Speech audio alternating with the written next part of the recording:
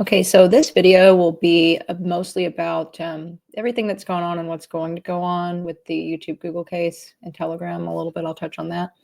But the demurrer that they filed, that's mostly what I'm going to go over with you. My objection to their 8 points that they raised. And also just to start out, what the purpose is of a demurrer is to say that I don't have legal sufficiency to make my claims or a cause of action. A demurrer does not address the facts of the case. And so that's why they filed that. If we got into the facts of the case, then, it would be kind of obvious. And they, like if they filed a motion to dismiss, and then we got into the facts, they know that the judge would not dismiss the case. So, a real nothing burger, they would have filed motion to dismiss or a motion for a summary judgment. But in this case, they filed the demurrer trying to say that I'm not entitled to relief. I don't really have a cause of action, and there's not grounds to make these claims, legal grounds. And they have 8 different points, most of which I knew were ones they would use. So, and I have rebuttals for all 8, and I'm going to go over that. So if that's not of interest to people, it's not going to be like a funny video. And I'll try to get into it, and I'll try to make it understandable, but it's a serious thing. And also updates on what happened off the top so that people that don't want to watch the other stuff can know this stuff. First of all, I'm kind of glad I haven't filed that yet. I do have 30 days from the date of the 31st when they filed the demurrer. So now it looks like Goat Boy is going to be given brand deals potentially, which is just insane to me. Obviously, that company can't know the history here. So, there are people mentioning activism that way. And, I'm doing the 2 court cases, and really I'm even having trouble. Like, I know I have to meet a deadline with Telegram. I need to do a little bit more tweaking and get that sent out. So just to keep up with this is kind of hard. I can't really add, but I am glad that that happened now. I'm going to add it to this case. I'm glad I haven't filed anything yet. My goal, though, is to file things this week because for a reason that I'll state in a second. So yeah, the fact that he would be potentially earning money that way and that they're aware of that just adds more to our case. So I'll explain all that in a minute. And then the other thing is, and I have to kind of touch on this carefully, but basically more than likely the fugitives have my home address. And I think although that was not done illegally exactly, it was done probably vindictively to be a deterrent in me continuing with this. So it wouldn't matter now since it's already happened. I might as well, and that happened before I even was aware too. So yeah, that's not good, obviously, but what are you going to do? There's only like one type of attack I would be worried about where they're concerned, because in other instances, I think I'm okay, but whatever, I just have to be careful at this point. But I am doing something about that. And that's all I can say right now. I'll say more later. But, and I'd love to say more, but I will when I can. I'm going to be filing an injunction partly based on that. Well, basically, the injunction will be touching on certain points. The main point will be, obviously, one of them will be this safety issue. Because an injunction is when you say that something is needing to be done in a timely manner. The other purpose and cause for an injunction would be, and actually even more than an injunction, I could have done a breach of stipulation and ask for immediate relief but I'm going to put that in the injunction because there's several points by which the court should just do this already. But they did not meet our stipulated agreement to investigate my claims. They weren't concerned about that at all. They do have full awareness. They're simply lying, and they never had any intent to look at it any other way other than try to see how can they bar a cause of action. That's it. That's the only investigating that was being done here.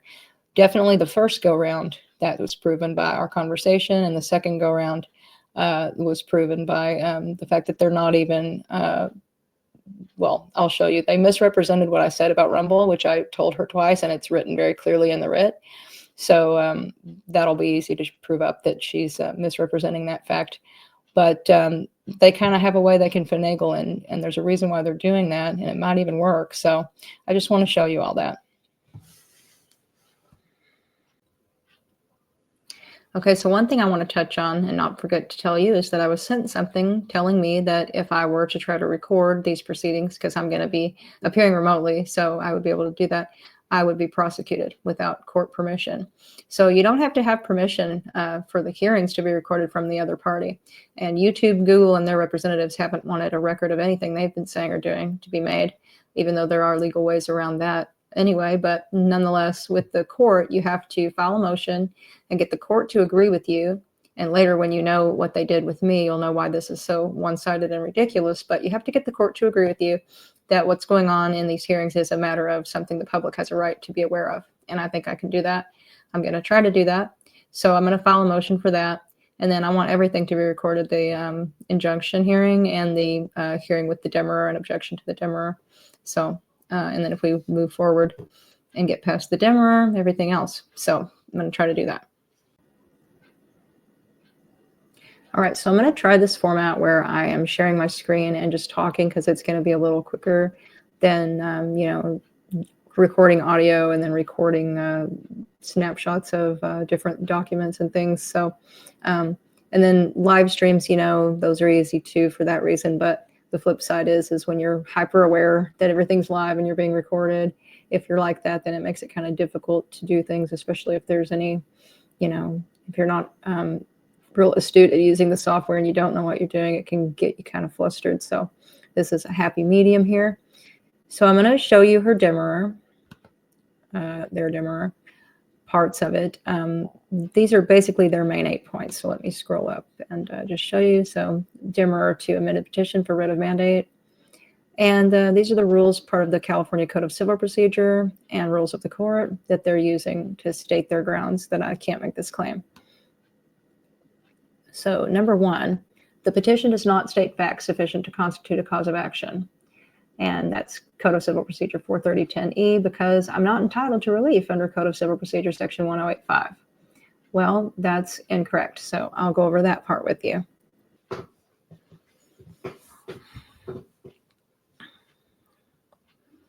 So I'm not going to show the entire objection to the demurrer yet. Later, I'll upload everything onto that blog when I have a chance to mess with that, so that people can just see everything. But this is just to give you an idea of the legal arguments being made. So let me share my screen again.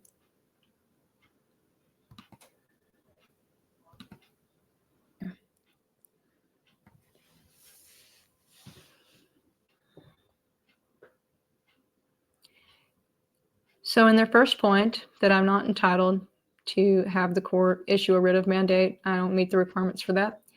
So what's the purpose of a writ of mandate? It can be issued by any court to compel an inferior tribunal, corporation, and in our case, corporation is what we're doing this with, board or person, to perform an act. The law specifically enjoins a duty resulting from an office, trust, or station. Now that's the important part, because they're going to try to say that they don't have that office, trust, or station. And I'm going to argue using both case law and statutes that they do. And I'll show you that here. So down here, the obligation for private companies to report missing or endangered children falls under various federal and state laws. One key federal law is the PROTECT Act, Prosecutorial Remedies and Other Tools to End the Exploitation of Children Today Act of 2003. That law mandates that certain entities, including private companies, report instances of missing or exploited children to NCMEC. And I've shown you before, and it's in the writ, that that is irrespective of the nation that the child comes from. So when a private company is deemed a state actor, it can be held to the same standards and responsibilities as a government entity, including reporting obligations. So here we've transformed YouTube and Google into a government entity when we show that they, by way of law, and there's also something called the Data Act, there's multiple federal laws and there are state laws in California where they're based, giving them the obligation to act in that manner. State actor doctrine. The state actor doctrine determines when a private party's actions is considered government action. Several circumstances that do that. One is delegated powers if the private company performs a function traditionally and exclusively a public function. State involvement if the government is involved in or has a symbiotic relationship with the private company. And coercion or encouragement if the government coerces or encourages the private company to engage in the challenged action.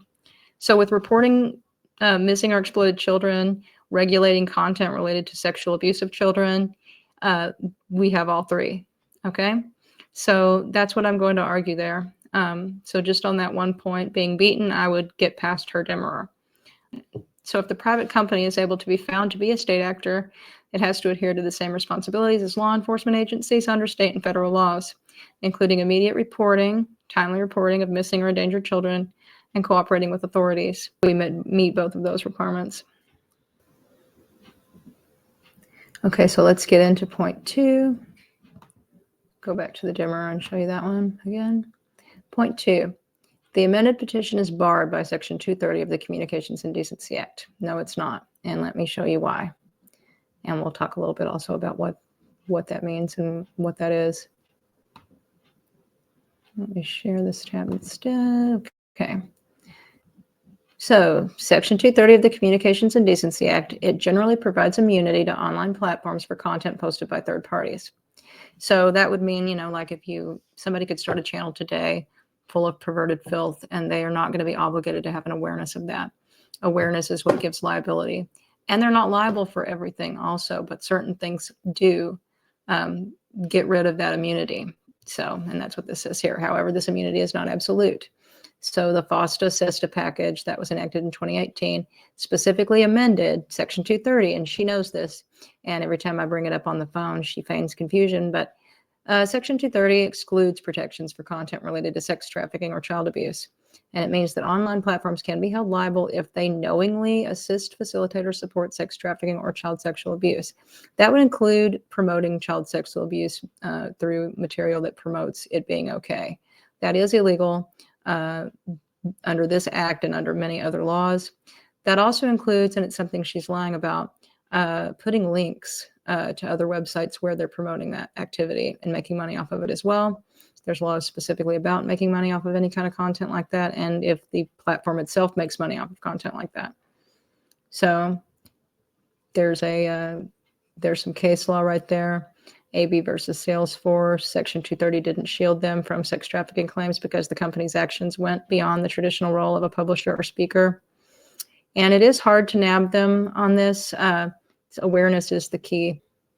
So where the company's actions go beyond a traditional role, and see, it's hard to establish that because generally they're just providing the services. But like in the cases that have been won against Pornhub and their parent company, MindGeek, they were getting human trafficking money and knew it, and that was provable. Another thing would be when they are aware of people contacting them, letting them know the criminal content that they were making money off of and them refusing to take it down. So things of that nature can all work to show that they're going beyond the traditional role of a publisher. Awareness is one. And then any type of, aiding and abetting deliberately where it's clear they know that's what they're doing, which to me, after this case gets made, and it's one good thing about making it, even if it doesn't go the way that it should, it's going to establish that forever, that they fought me and they were shown everything, and all they did was try to bar the action even coming into the courtroom. They weren't really concerned with the validity of my claims in terms of the facts. They just tried to get this barred on not having legal grounds to make no cause of action and no legal grounds to make the claims. But in terms of really being concerned about making sure they don't facilitate child sex abuse or terrorism, they're not too worried about that or about making money off of it either. And that's going to help tying in that he's getting brand deals, which we're going to make them aware of. And their attitude will likely be exactly the same unless the court wants to tell them it's not going to allow it to be the same. So number 3 and 4. So let's look at the terrorism stuff on number 3 and 4 here. Her third point is the petition fails to state facts sufficient to state a cause of action for violating the Anti-Terrorism Act, which is 18 U.S. Code Section 2333. And number 4, the petition fails to state facts sufficient to state cause of action for violating federal anti-terrorism statutes, 18 U.S. Code Section 2339A and B. And then also we're going to get into the Computer Fraud and Abuse Act, which is also 18 U.S. Code Section 1030. They all three are, I have a sufficient cause of action on all three, and I'll show you why. Just briefly on why, just some general things. All right. And these are just notes where I have certain things written down. We get much more specific in the actual thing. Okay. So let me go back up because these 3 points are important. So with terrorism, with promoting terrorism, in order for a platform to violate the law there, they have to have evidence. We have to have evidence of intent. And obviously when they weren't aware of anything, there's no evidence of intent, but I've made them aware of everything. Evidence of intent. The content must show the creator intended to promote or incite terrorism. Now you got to understand something. A lot of this law is written with regard to terrorist organizations, but if you get deeper into the code, there'll be specific provisions related to individuals. And the use of chemical weapons to injure someone or terrorize them, threaten them, these kinds of things, constitutes terrorism. People have argued back and forth, and cases have been one where it's an individual. Now, the platform's awareness that that individual has done that in the past or would likely do it again, there's case law supporting that they then have a duty to act. So, evidence of intent, material support. The content must provide material support or resources to a terrorist organization, but like I said, it can also be an individual, as defined under 18 U.S. Code and other laws. So they are providing him with material support and resources to evade law enforcement, to terrorize Diane and her son and anyone else that they want to terrorize. And I say they because you can almost look at Prussian and any of his little fanboys that want to go around threatening people very specifically with beware if you try to take down Goatis. So clearly that's who they're doing this on behalf of, or in relationship to people that support Diane being threatened, very directly threatened with terroristic type threats, like they're, going to fight fire with fire, make your life a living hell. That would be a harassy statement, but the fire part, considering what happened to Diane, is, I'd say it's terroristic threatening, along with a lot of other things on his retarded blog. But anyway, providing material support to terrorists, and there are more than one now involved in this, terrorizing others, they're doing that. Context and impact. The context in which the content is presented and its potential impact on viewers are crucial. Courts will consider whether the content is likely to incite imminent lawless action. I think allowing them to run amok, like you can show with Prussian, and that's why I brought that up specifically, to show that they're fostering an environment where it looks like they're fine with allowing these people to terrorize others. So I think we're meeting these standards. Now, specifically, the Anti-Terrorism Act, violations would be acts of international terrorism that causes injury, aiding and abetting, providing substantial assistance to those who commit, plan, or authorize acts of international terrorism. And, this individual is terrorizing other individuals between different nations, so there is an international element. And in my cybercrime complaint forms, the terroristic content online laws that are in Europe, which is not part of what I'm showing you, but I've shown them, and I'll bring it up again. They are bound, even though they're a California-based company, to uphold Europe's TCO laws. So there's that as well. Conspiracy, conspiring with individuals or entities that commit acts of international terrorism. Material support, knowingly providing material support or resources. So there's civil liability, but there would also be potentially criminal liability. And, we have a CEO of YouTube and Google, and much like the CEOs of Pornhub, MindGeek, and all of that, those people have had criminal charges brought on them. These people could potentially as well. If this doesn't get their attention, that's always a possibility. And it's a new action that you could bring. So if a small company is aware of terrorist activities and either profits from them or fails to take action to stop the terrorists from making money, it can be held liable under the ATA, Section 2333. And it allows victims to sue for damages. Diane could certainly do that if it could be proven that people were making them aware and human beings at YouTube and Google ignored it and allowed it and were aware, then there would be some liability there. And that's partly why they're pushing against me so hard. They don't want anybody ever to look at that, I think. So to pursue a violation of the ATA under that section, you need to demonstrate that the acts are of international terrorism as defined by the ATA.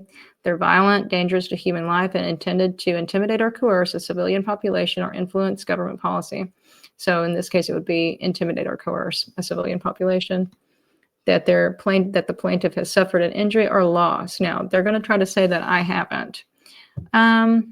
Even just peace of mind, because I took this action to try to get them to do something about him, and I'm now myself being semi-terrorized. Hey, they can think of something of that if they want to. But causation, establish a direct link between the defendant's actions and the plaintiff's injury or loss. So causation, well, I think loss of time, having to spend 1 minute goat boying is, you know, something to be said for that. Okay, knowledge and intent. Demonstrate the defendant knowingly provided material or support. So we've already covered that.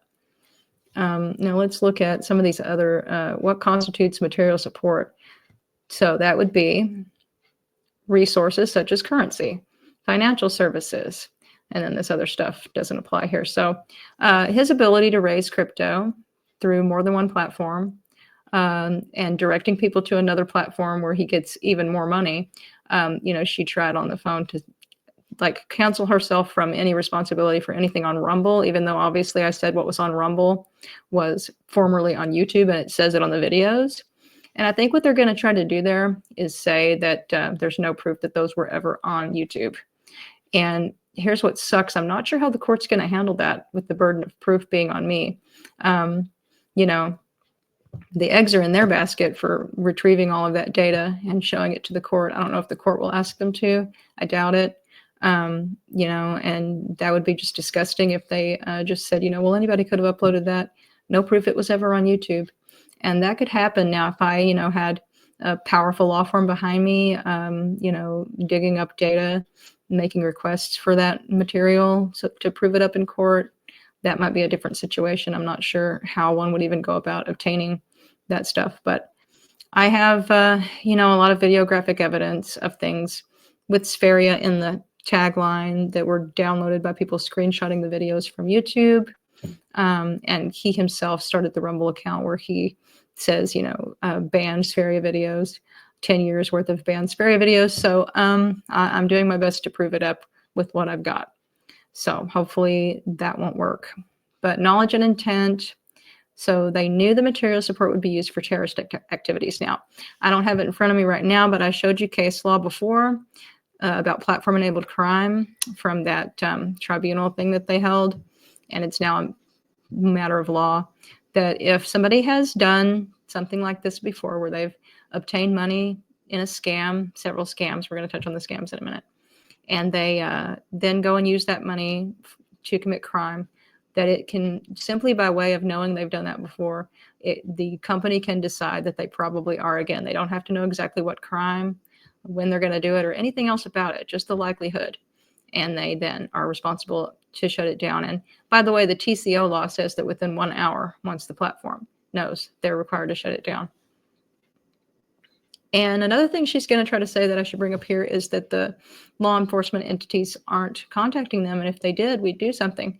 Well, their inaction doesn't bar them from their responsibility once they're aware. But they will try to do that. They'll try to say, well, if you know, Germany or the Netherlands would contact us and give us a takedown order, or the authorities over the TCO, because she sees in my writ, I mentioned all the different people I reached out to. Part of why I did that is you have to prove you've done everything you can do before you file this action in court. But she'll try to use it to her benefit to say, well, see, they don't come at us telling us that that Goatis Lagstens is wanted for anything, and that Goatis Lagstens is had committed an act that would be an act of you know, terrorism. And so if they had done that, we would have done something, but they're not doing it. So then we can't just go shut his channel down. We're not sure if it's really him. That's actually what they're probably going to do. So, you know, it's dishonest, but it might work, just to make y'all aware. And yes, absolutely, the authorities should have done that. But like I said, if you can prove that they have enough to be aware that it's the same guy, that he is wanted, and I gave him the entire warrant with the seal from the court and the file number and everything, and that he's done this crime in the past, and that he's most likely going to do it again, then I'll win on that point. But it remains to be seen. So if a company knowingly allows someone to stay and earn money while being aware of a warrant and the individual's actions to terrorize others, and they profit from this, and that's important because they profit from this, it can be enough to establish liability under the ATA under that section. And I've been over some of the different ins and outs of elements there, so you get it. And now we'll go on to the next thing.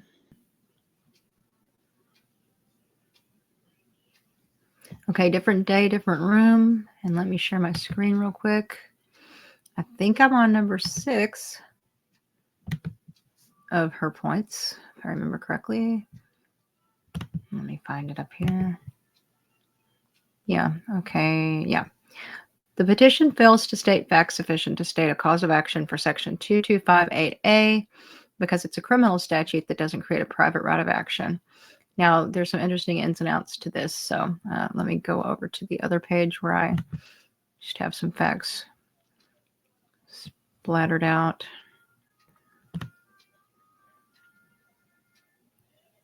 Let me find it real quick. There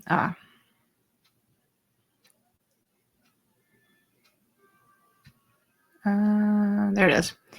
So we're talking about 18 U.S. Code, Section 2258A, and that's right here. Okay, the reporting requirements for providers of electronic communication services and remote computing services regarding child sexual exploitation is what that covers. So it doesn't explicitly provide a private right of action. They're right about that, but there are ways to make it where it does, and I'll show you what I mean. So individuals can't directly sue. But to pursue a cause of action related to it, you would typically need to rely on the other statutes that I already relied on, the ATA and the Computer Fraud and Abuse Act. But to argue that a private right of action should be implied under this code in this section, due to the public interest in protecting children from exploitation, you would need to make a compelling case based on the principles established in case law. So some arguments to use would be legislative intent, highlight that the primary purpose of the statute is to protect children from exploitation and that allowing a private enforcement aligns with this goal. Congressional intent, argue that although the statute does not explicitly provide a private right of action, Congress intended to create an effective mechanism for protecting children, which includes empowering individuals to act. So for me to bring the action. Precedent and analogies, relevant case law. Cite cases where courts have inferred private rights of action in similar contexts, emphasizing the public interest and the need for effective enforcement. And then analogous statutes point to other statutes with similar purposes. Equity and fairness, preventing harm, argue that denying the private right of action would undermine the statute's purpose by leaving victims without an effective remedy. Public policy, emphasize the public policy interest in protecting vulnerable populations and ensuring accountability. Judicial interpretation, so advocate for a broad interpretation of the statute to fulfill its protective purpose. And judicial, courts have a responsibility to interpret the statute in a way that ensures it's effective. So here's an example argument. So looking at supportive case law, because this is important, Court v. Ash, and that was in 1975. It established the factors for determining whether a private right of action can be implied. And, you know, whenever I do something like this, like one of the cases I cited in the writ, she'll try to say that the black letter law that it's establishing is very different from what we're talking about here, but it's not. Because, you know, back then they didn't have internet, but these are the factors, and this is the case law. So this is already set precedent, the factors that will determine whether a private right of action can be implied. And we can apply this to a tech company. Alexander v. Sandoval, what's funny is she's using that in her demurrer against me, but it can be used the other way. And it holds that private rights of action must be explicitly provided by Congress, but also outlines the importance of legislative intent. So I'm going to hit the point of legislative intent, which is to protect children, which would allow a third party to bring a case and to use this law and apply everything very broadly. Blessing versus Freestone, discuss the criteria for inferring private rights of action under federal statutes. And those are 2001 and 1997. So the more recent, the better. And there's other things as well that I'll throw in there. Okay, and you guys get the point on that. There's a lot more I'm going to tie into that, but that's the gist of how you make an argument against a claim that you don't have a private right of action. Let me go to the next one and show you what we're doing. So this is similar. The petition fails to state facts sufficient to state a cause of action for 15 U.S. Code, Section 45, because it does not create a private right of action. So similar argument. And let me show you my objection. You know, general points of objection to that and how they're woven together. So 15 U.S. Code, Section 45, that's part of the FTC Act, Federal Trade Commission Act. This deals in regulating fraud and other illegal activities. So boy, howdy, has that been violated. So that's why their only argument here would be that I don't have any right to bring the action. Not that it's not been violated. Note that.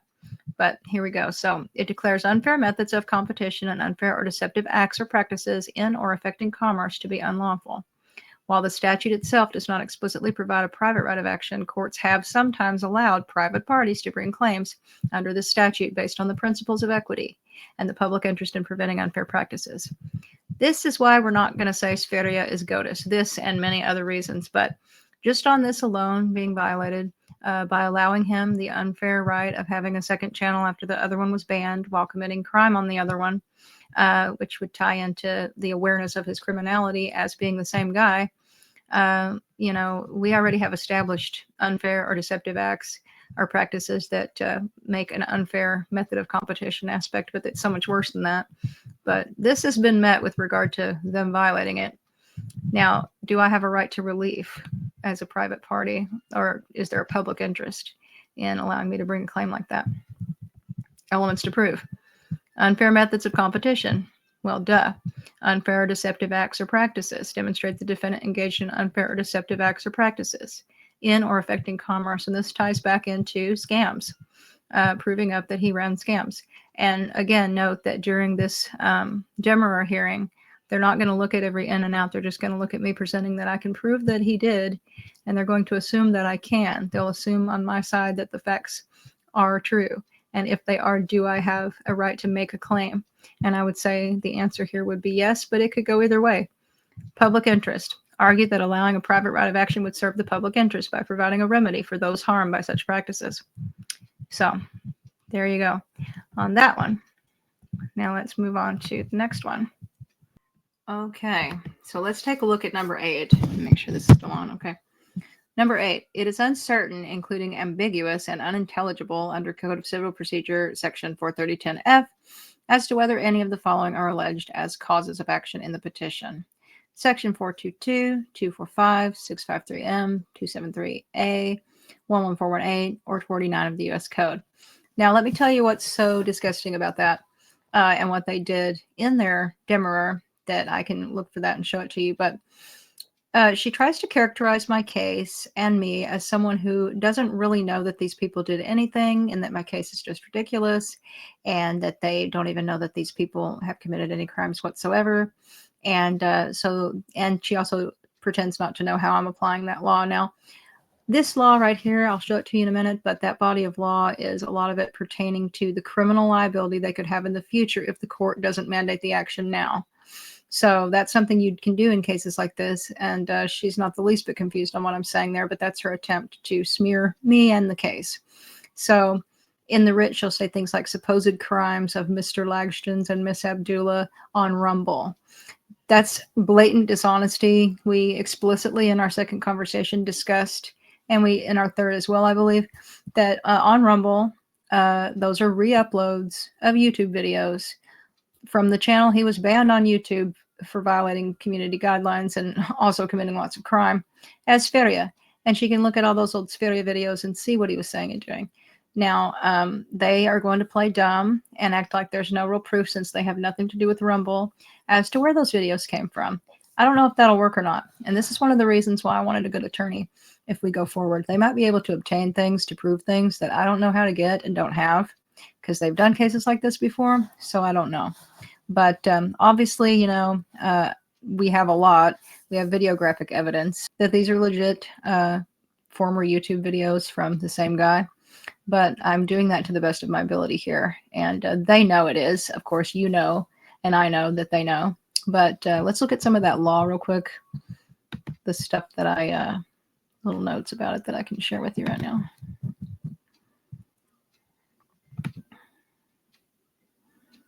Just some examples. So these are part of the California Penal Code. And I told her this on the phone as well. This would be for the future. This is to compel the court to know that if they don't act, there are crimes being committed. And right now there are CEOs of social media platforms being criminally charged with similar things, convicted in many instances. So let's see. California Penal Code Section 422. What's that? It deals with criminal threats. Any person willfully threatening to commit a crime resulting in death or great bodily injury to another person. With specific intent, the threat is taken seriously. So the threat has to be clear, immediate, unconditional, specific enough to cause the person threatened reasonable fear for their safety. Prussian's doing that right now, and they're aware of it. And Goatis Lagston's did it as Sferia, and they're aware that he was Sferia. And, so allowing him to be on there doing what he's doing constitutes them being complicit in it. So, this is obviously a criminal code for actual criminals who are doing the deeds, and that's what she's going to argue also. It's not us doing it, but their awareness makes them complicit. And there are things within the framework of this law that show that are going to be woven into my objections. 245, assault with a deadly weapon or force likely to produce great bodily injury. And they're based out of California, so you can do this. They can be subject to these penal codes. And 653M, annoying or harassing through electronic communication. Goatis Elections has done that. 273A, child endangerment. And these are the key elements of that. 11418. Now this has to do, and this is kind of interesting because I brought this one up to people, but it goes a little deeper than this. The possession, development, manufacturing, production, transfer, acquisition, or retention of weapons of mass destruction without lawful authority. So possessing the weapons, lawful authority, not having the lawful authority to possess them. And that includes chemical weapons. Now, this would be Goatis Elections who used a chemical weapon against someone. It doesn't have to be a terrorist organization, and it doesn't have to be anything used against a greater population. There's specific laws to that. It could be an individual against another individual. And the argument would be the part of this law where someone facilitating that occurring is liable for knowingly doing it. Now that would tie into the past, but if he ever does anything in the future, they're aware now. So, and if you got deep into it, I'll bet they were aware then. And that other is the FCC does have some authority over social media companies. The last thing that she mentioned, which was 45 U.S. Code. Immunity to online platforms, of course, Section 230.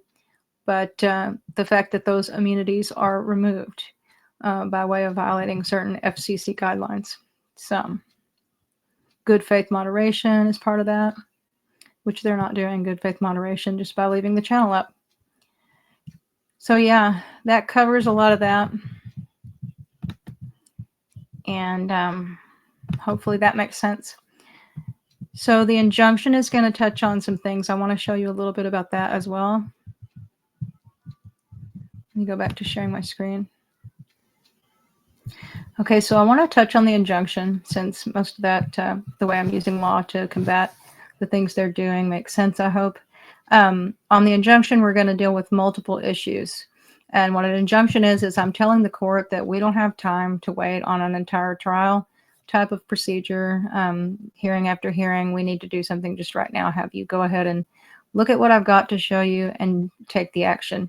Also, partly because I think I could say that they violated our stipulated agreement. So I could have just done like a motion for immediate relief based on violation of the agreement, but I didn't do that. We had a second period where they investigated. So the injunction would be like a way to not only be stating that they did that, but other things as well, including breaching my safety. So we'll add that to the mix. But looking at this here, the main points would be their failure to respond to reports in the past. We're establishing a pattern of wrongdoing, basically, that they never had any intent to do what they should be doing. Let me see if I can't find my little bar thingy to scroll down. There we go. That they misrepresented and deceived. They lied about the evidence presented. They claimed that content violations didn't occur. These aren't the same users. They're like working double time to not only misrepresent what I even told them and wrote in the writ, which she'll be able to read, but other things as well. They violate their own terms of service. They do have liability for the third-party content because of their awareness of the very specific things that remove Section 230 protections. They refuse to settle and negotiate, even though I bent over backwards. I took off the table anything but deplatforming only him initially, and I gave them all that time. And then I amended it and gave them more time. They never had any, desire to do that, and I can cite how they didn't really conduct a proper investigation. Because when we first talked, by the way, after a month, she couldn't say, she was pronouncing it syringe. She hadn't watched one videographic link that I provided her. She hadn't read the stuff that I'd sent her. Anyway, endangerment of a child, specific instances of harmful content and criminal activity that directly threaten safety and well-being of a minor. And we have, of course, the child he's trotting out in videos, being an endangered or missing child. Public endangerment, we can look at the behavior of his minions who have, threatened other people, like Prussian. And then also the fact that he employed people to go and call CPS on Diane, which they were doing. He always tries to have a little gang of thugs that he can use. Fostering a culture of criminality. The defendant's inaction has fostered a culture of criminality on their platform. And then there are relevant laws to that, like 10 U.S. Code Section 914. And yeah, that's kind of what that is going to be like. So, and I have it partially drafted, but can't show it yet because it's not done. So yeah, that's what we're doing. And let me show you what their requests for relief are. Let me share my screen again. Okay, so let's look at what they're requesting. Request for relief will be that their demurrer be sustained, that my petition be denied and dismissed with prejudice, and I'll touch on that in a minute, and for judgment in favor of them, and for such other and further relief as this court may deem just and proper. Cute, like maybe going after me to pay their court costs. That would be really hilarious. But anyways, yeah, the dismiss with prejudice. So that's partly why they wanted me to give them every piece of evidence that I had so that this would be dismissed with prejudice, meaning I couldn't refile it. The only way I could refile it in district court or another court would be if I had new law, which actually some of the law I just presented in what I was talking to you about was new. There is even other law that's new. New facts or new law would mean I could potentially bring it in another case. Now, this case could be dismissed without prejudice. She could say that I don't have enough here, but, there is that possibility. Or she could say, this should be in district court. There's more federal law that applies. So take it to district court. She could remand it or dismiss it without prejudice. But this judge, and by the way, I didn't mention that, we got a new judge. I don't know if they were instrumental in that happening or if it was the court schedule that caused that to happen. But there is a new judge on the case. And I always look up judges to see kind of how they tend to rule. And she is kind of a pro-corporate type of judge. So she tends to side with the money. That's not a good sign.